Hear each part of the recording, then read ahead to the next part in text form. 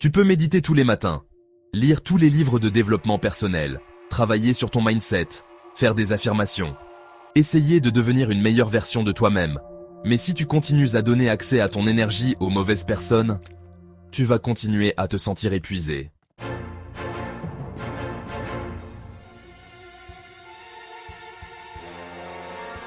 Et le plus dangereux, ce ne sont pas toujours les personnes ouvertement méchantes qui te détruisent le plus. Parfois, ce sont celles que tu aimes, celles que tu excuses, celles auxquelles tu donnes encore une chance, puis une autre, et encore une autre. Ce sont parfois les personnes après lesquelles tu raccroches le téléphone avec une boule au ventre, celles que tu rencontres pendant 1 heure, mais auxquelles tu continues à penser pendant 3 jours. Celles qui arrivent avec leurs problèmes, déposent tout sur toi, puis repartent soulagées, pendant que toi, tu restes vidé.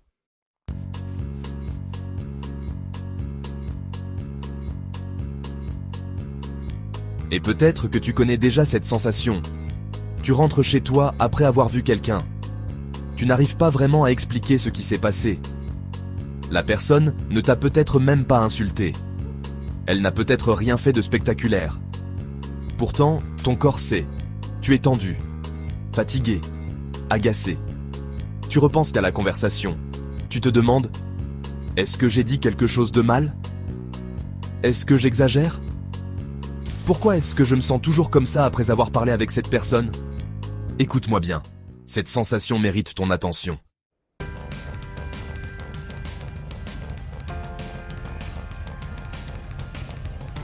Parce que certaines relations ne te détruisent pas brutalement. Elles t'épuisent goutte après goutte.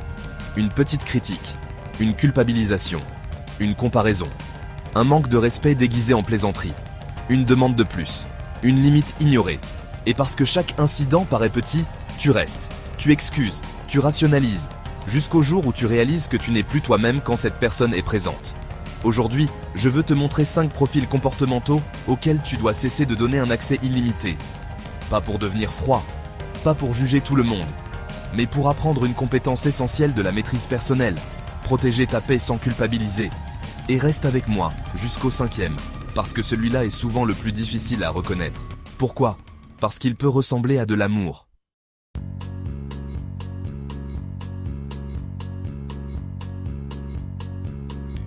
Avant de commencer, comprends ceci.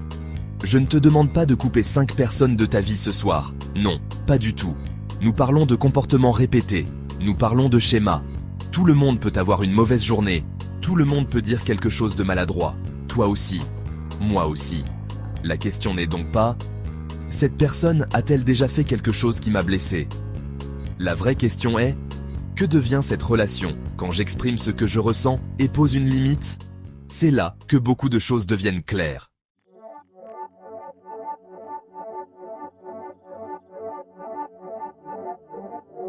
Tu lui annonces une bonne nouvelle. Tu as obtenu une promotion. Tu as lancé un projet. Tu as repris tes études. Tu as commencé à prendre soin de toi. Tu es simplement heureux. Et immédiatement, elle trouve quelque chose à réduire. Oui, mais ce n'est pas si extraordinaire. On verra combien de temps ça va durer. Tu as eu de la chance. Ou elle change rapidement de sujet. Et quelque chose en toi se referme. Tu étais heureux 30 secondes auparavant. Maintenant, tu te demandes si tu en fais trop. Alors, la prochaine fois, tu racontes moins. Puis, encore moins. Jusqu'à ce que tu apprennes à cacher tes victoires pour ne pas déranger certaines personnes. Voilà le danger. Une relation malsaine ne te demande pas toujours explicitement de devenir plus petit. Parfois, elle t'apprend simplement que ta lumière crée de l'inconfort. Et progressivement, tu commences à la diminuer toi-même.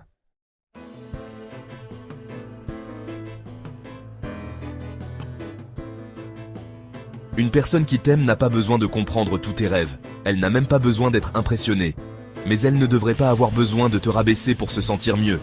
Alors observe, quand quelque chose de beau t'arrive, qui célèbre avec toi, qui minimise, qui transforme ton moment en compétition, qui trouve immédiatement une raison de te faire douter.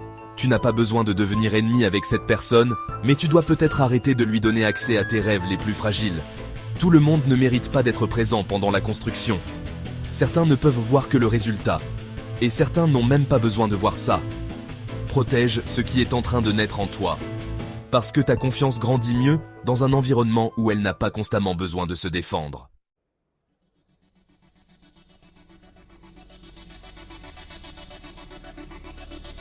Mais le deuxième type est encore plus subtil, parce qu'il ne diminue pas toujours ta lumière. Parfois, il utilise ta bonté. Tu connais cette personne. Quand elle a un problème, ton téléphone sonne. Quand elle a besoin d'un service, elle pense à toi. Quand sa relation va mal, tu deviens son thérapeute. Quand elle a besoin d'aide, tu es la première personne qu'elle appelle. Et toi, quand tu traverses quelque chose, silence. Ou mieux encore, tu commences à parler de toi et 5 minutes plus tard, la conversation revient à elle. Tu dis « Je traverse une période difficile ». Elle répond « Je comprends. Moi aussi, justement ». Et 40 minutes plus tard, tu es encore en train de l'écouter. Tu étais venu avec ton cœur lourd. Tu repars en portant le sien également. Ça, ce n'est pas de la connexion. C'est un déséquilibre.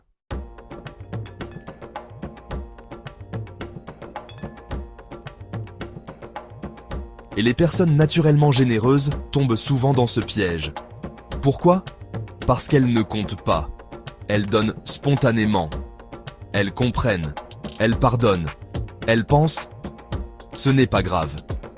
Mais quelque chose devient grave lorsque tu es constamment la ressource de quelqu'un, sans jamais pouvoir être humain avec lui. Une relation saine n'est pas toujours 50-50. Parfois, ton ami aura besoin de 80%. Demain, ce sera toi. C'est normal. Le problème commence lorsqu'une seule personne est toujours nourrie et l'autre toujours consommée. Alors fais un test simple. Arrête momentanément de faire tout le travail relationnel. Ne disparais pas. Ne joue pas à des jeux. Observe simplement. Arrête d'être toujours celui qui appelle, celui qui organise, celui qui répare, celui qui relance, celui qui excuse. Et regarde ce qui reste lorsque tu cesses de porter la relation à bout de bras. Cette expérience peut faire mal, parce que certaines relations que tu pensais profondes tenaient peut-être uniquement grâce à tes efforts. Mais cette douleur contient une information, et l'information te rend libre.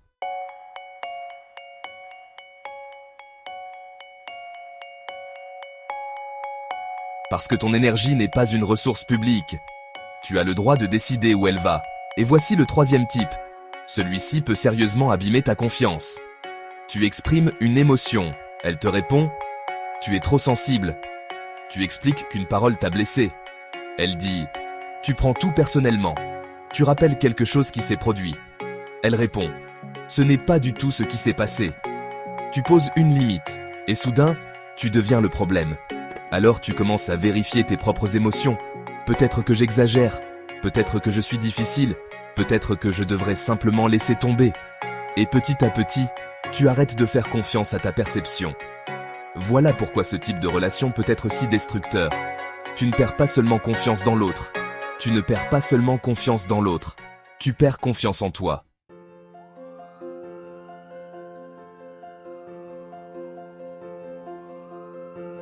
Et une personne qui ne fait plus confiance à ses propres émotions devient, beaucoup plus facile à influencer. Attention, être contredit n'est pas être manipulé. Quelqu'un peut sincèrement avoir une perception différente de la tienne.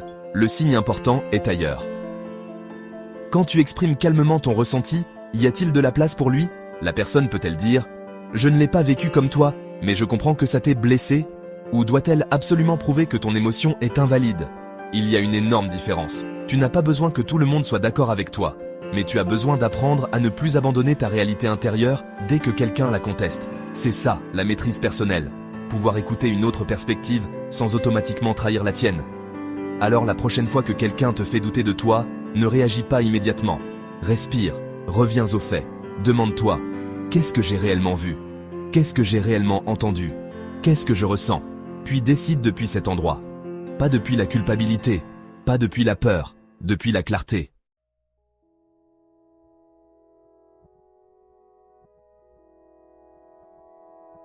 Et justement, le quatrième type adore utiliser ta culpabilité. Tu dis non, elle insiste. Tu dis que tu es fatigué, elle te culpabilise. Tu expliques que tu n'es pas disponible, elle te rappelle tout ce qu'elle a fait pour toi. Tu demandes un peu d'espace, elle agit comme si tu venais de la rejeter complètement. Alors tu cèdes, pas parce que tu veux dire oui, mais parce que tu veux éviter le conflit. Et à chaque fois que tu fais ça, tu lui apprends quelque chose. Tu lui apprends que ton non signifie peut-être que si elle insiste suffisamment, tu finiras par abandonner ta limite. Et plus grave encore, tu apprends quelque chose à toi-même. Tu apprends à ton esprit que la paix des autres est plus importante que la tienne.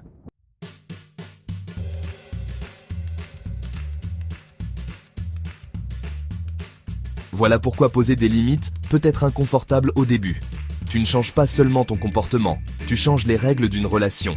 Et certaines personnes appréciaient beaucoup les anciennes règles. Bien sûr qu'elles vont résister. Une personne qui bénéficiait de ton absence de limites ne célébrera pas toujours leur arrivée. Et c'est précisément là que tu dois rester solide. Une limite n'est pas « tu dois changer ». Une limite, c'est « voici ce que moi, je vais accepter ou ne plus accepter ». Tu ne contrôles pas l'autre, tu choisis ta réponse. Par exemple, « je ne peux pas faire ça aujourd'hui ». Point. Tu n'as pas besoin d'un discours de 22 minutes. Tu n'as pas besoin d'inventer une excuse suffisamment convaincante. Tu n'as pas besoin de présenter ton dossier devant un tribunal imaginaire. Non est une réponse. Et si quelqu'un devient agressif chaque fois que tu te respectes, ne te demande pas seulement « pourquoi est-il en colère ?» Demande-toi « pourquoi mon respect de moi-même menace-t-il autant cette relation ?» Cette question peut révéler énormément de choses.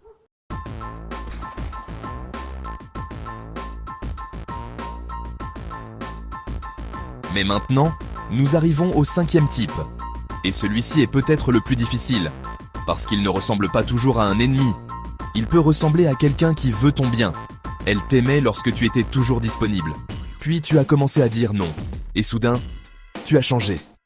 Elle t'aimait lorsque tu doutais de toi. Puis tu as commencé à avoir confiance. Et soudain, tu te crois supérieur maintenant. Elle t'aimait lorsque tu demandais la permission. Puis tu as commencé à prendre tes propres décisions. Et soudain, je ne te reconnais plus. Peut-être qu'elle a raison sur un point. Tu as changé. Mais changer n'est pas toujours une accusation. Parfois, c'est la preuve que tu guéris, que tu grandis, que tu te découvres, que tu arrêtes enfin de vivre uniquement pour maintenir l'image que les autres avaient de toi.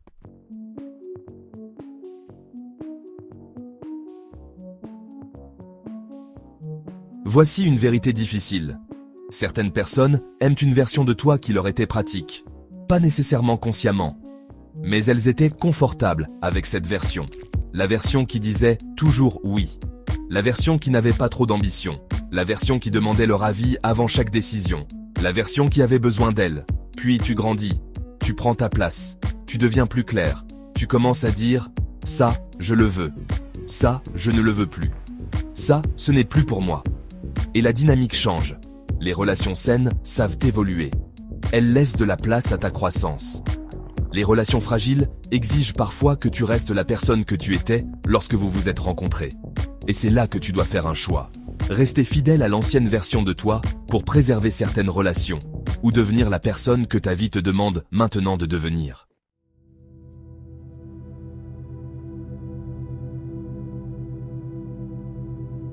Je ne vais pas te mentir, ce choix peut être douloureux. La croissance peut créer de la distance. Certaines personnes partiront, d'autres resteront. Certaines relations vont changer de forme, et parfois, tu ressentiras même de la solitude. Mais il existe une solitude encore plus douloureuse, être entouré de personnes avec lesquelles tu dois constamment trahir qui tu es. Tu te souviens de ce que je t'ai dit au début ? Certaines personnes ne détruisent pas ta paix brutalement, elles l'érodent lentement. Maintenant, tu connais 5 schémas à observer. La personne qui diminue ta lumière. La personne qui prend constamment sans réciprocité.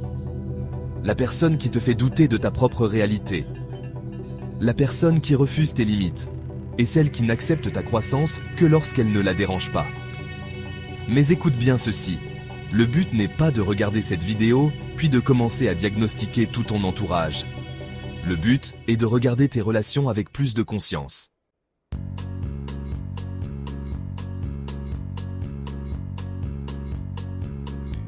Parce que voici la vraie question. Comment te sens-tu régulièrement après avoir été avec cette personne ? Est-ce que tu te sens plus libre ou bien plus petit ? Plus clair ou alors plus confus ? Est-ce que tu te sens soutenu ou plutôt épuisé ? Respecté ou coupable ? Est-ce que tu te sens capable d'être toi-même ou constamment obligé de surveiller tes mots ? Tu sais, parfois, ton corps et tes émotions contiennent des informations que ton esprit essaie encore d'excuser. Écoute-les. Mais fais attention à ne pas prendre une émotion momentanée pour une vérité absolue. Observe les schémas, les répétitions, les réactions lorsque tu communiques clairement. C'est là que tu obtiens de vraies informations.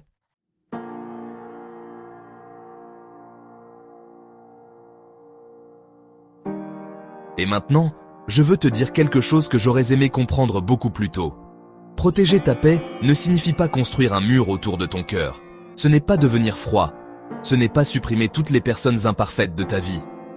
Parce que si tu fais ça, tu finiras seul. Nous sommes tous imparfaits. Nous blessons parfois. Nous nous trompons. Nous avons tous besoin de grâce. Mais la grâce et l'absence de limites ne sont pas la même chose.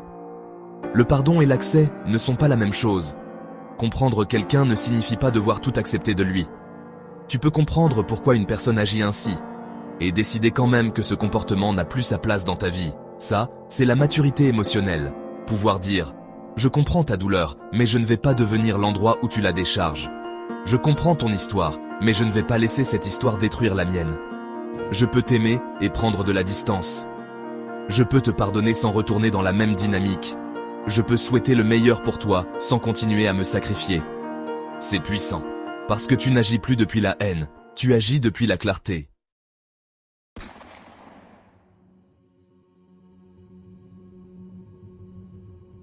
Et cette clarté change tout. Pendant des années, beaucoup de personnes cherchent la paix en essayant de changer les autres. Elles expliquent, elles répètent, elles argumentent, elles supplient, elles espèrent. Peut-être qu'un jour il comprendra. Peut-être qu'elle changera. Peut-être que si j'explique mieux... Mais ta paix ne peut pas dépendre éternellement de la décision d'une autre personne de changer.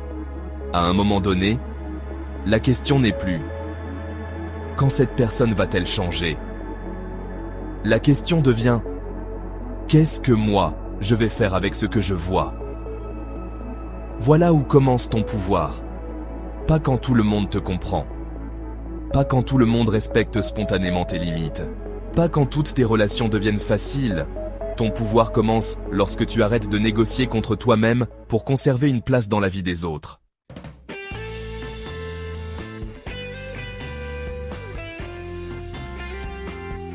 Alors aujourd'hui, je ne veux pas que tu coupes 5 personnes de ta vie. Je veux que tu fasses quelque chose de beaucoup plus puissant. Choisis une relation qui te coûte régulièrement ta paix. Une seule. Et pose-toi cette question. Quel comportement est-ce que je continue à accepter alors qu'au fond de moi, je sais qu'il me fait du mal? Ne cherche pas encore la solution. Commence par la vérité. Parce qu'on ne peut pas changer ce qu'on refuse de voir. Puis demande-toi, quelle limite me permettrait de rester fidèle à moi-même? Peut-être que c'est dire non. Peut-être que c'est arrêter de tout raconter. Peut-être que c'est réduire le contact. Peut-être que c'est avoir une conversation honnête. Peut-être que c'est cesser de poursuivre quelqu'un qui ne fait aucun effort. Et parfois, oui, la limite sera de partir. Mais fais-le depuis la clarté, pas depuis une impulsion de 30 secondes. Tu n'es pas ici pour devenir quelqu'un qui rejette facilement les autres. Tu es ici pour devenir quelqu'un qui ne se rejette plus lui-même pour garder les autres. Voilà la différence.